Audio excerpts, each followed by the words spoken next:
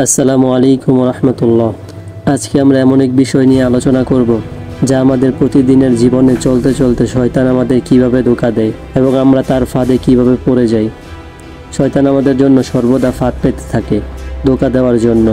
আজকের ভিডিওতে আমরা জানব শয়তান আমাদের কিভাবে ভুল পথে পরিচালিত করে এবং আমরা কিভাবে ফাঁদ থেকে বাঁচতে পারি। প্রথম ফাঁদ হলো দুনিয়ার মোহ। শয়তান আমাদেরকে বিশ্বাস করাতে চায় যে এই দুনিয়া আমাদের সব কিছু।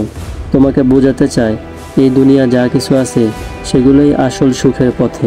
ফলে আমরা আল্লাহর পথ ভুলে দুনিয়ার দিকে যথা ছুটে চলি। হতে পারে তুমি প্রতিদিন 5 ওয়াক্ত নামাজ পড়ো, কিন্তু শয়তান তোমাকে এই পৃথিবীর আনন্দের দিকে এতটাই আকর্ষিত করে যে তুমি নামাজের মনোযোগ দিতে পারো না।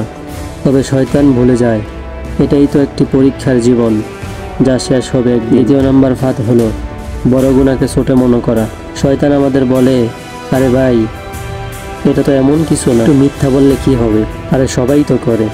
তবে এই ছোট্ট ছোট্ট গুনাহ একদিন আমাদেরকে বড় গুনাহের দিকে ঠেলে দেয়। এইভাবে আমরা একে একে আল্লাহর হুকুমকে ছোট করে দেখতে শুরু করি, কিন্তু একদিন আমরা বুঝতে পারি সেই ছোট গুনাহগুলো আমাদের ঈমানের ক্ষতি করছে। শয়তান আমাদের তৃতীয় ফাঁদে ফেলে। তিনি আমাদের বলবে, আলহামদুলিল্লাহ, আল্লাহ তো মাফকারী, তুমি গুনাহ করেই আবার তওবা করতে পারবে। এটা সত্য, আল্লাহ অত্যন্ত মাফকারী, কিন্তু আমরা যেন গুনাহের মধ্যে না ডুবে যাই এই কথাও মনে রাখতে হবে। যতই তওবা করার কথা মনে আসুক, শয়তান আমাদের বলে আরেকটু গুনাহ করো, পরে তওবা করবে। এমনভাবে শয়তান আমাদের তওবা পরিত্যাগের দিকে ঠেলে দেয়। চতুর্থ ফাঁদ হলো আত্মবিশ্বাসের অভাব। শয়তান আমাদের মনে সন্দেহ ঢুকিয়ে দেয়। তুই কি এখনো পরিপূর্ণ মুসলমান হতে পারবি? তোর পাপগুলো তো এত বড়, আল্লাহ কি তোর তওবা মেনে নেবে? এই সমস্ত প্রশ্ন আমাদের আত্মবিশ্বাস নষ্ট করে দেয়। শয়তান চাইবে তুমি আল্লাহর রহমত থেকে হতাশ হয়ে যাও, কিন্তু আল্লাহ বলেন, তুমি যত পাপী হও আমি তওবা কবুল করব। পঞ্চম ফাঁদ হলো নামাজ ও ইবাদত বিলম্বিত করা। শয়তান আমাদের বলে, এখন তো অনেক সময় আছে, কেন তো তাড়াহুড়া। এইভাবে সে আমাদেরকে আল্লাহর ইবাদতের প্রতি উদাসীন করে। আমরা কালকের আশায় আজকের নামাজ আদায় করি না, আরেকদিন দেখা যায় যে নামাজ আমাদের জীবন থেকে চলে গেছে। ষষ্ঠ ফাঁদ হলো রিয়া, লোক দেখানো কাজ। শয়তান আমাদের বলে, এই কাজটা যদি তোমরা সবাই দেখে তবে তো অনেক ভালো হবে। এভাবে আমাদের কাজ আল্লাহর জন্য নয়, বরং লোক দেখানোর জন্য হতে শুরু করে।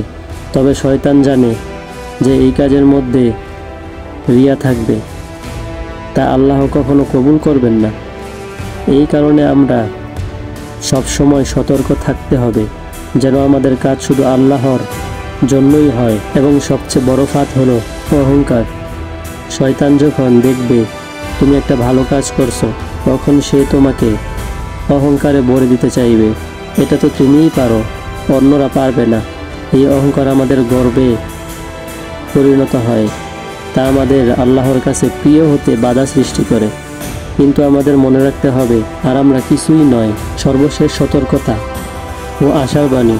এখন প্রিয় ভাই ও বোনেরা, শয়তান সব সময় আমাদের পথের মধ্যে ধোঁকা দেয়, তবে আমাদের বিশ্বাস রাখতে হবে আল্লাহ আমাদের সাহায্য করবেন যদি আমরা তার দিকে ফিরে আসি।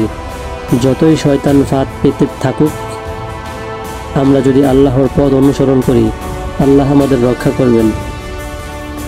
তোমরা শয়তানকে ভয় করো না, আল্লাহকে ভয় করো। আল্লাহ আমাদের হেফাজত করুন এবং আমাদের পথ দেখুন। এই ভিডিও যদি তোমার কাছে উপকারী মনে হয় তাহলে লাইক ও শেয়ার করতে ভুলবে না। তোমার বন্ধুদের সঙ্গে এই সতর্কতা শেয়ার করো, যাতে সবাই শয়তানের ফাঁদ থেকে বাঁচতে পারে। আর যদি তুমি আমাদের চ্যানেলে নতুন হও তাহলে সাবস্ক্রাইব করতে ভুলো না। আল্লাহ আমাদের সবাইকে সঠিক পথে চালিত করুন।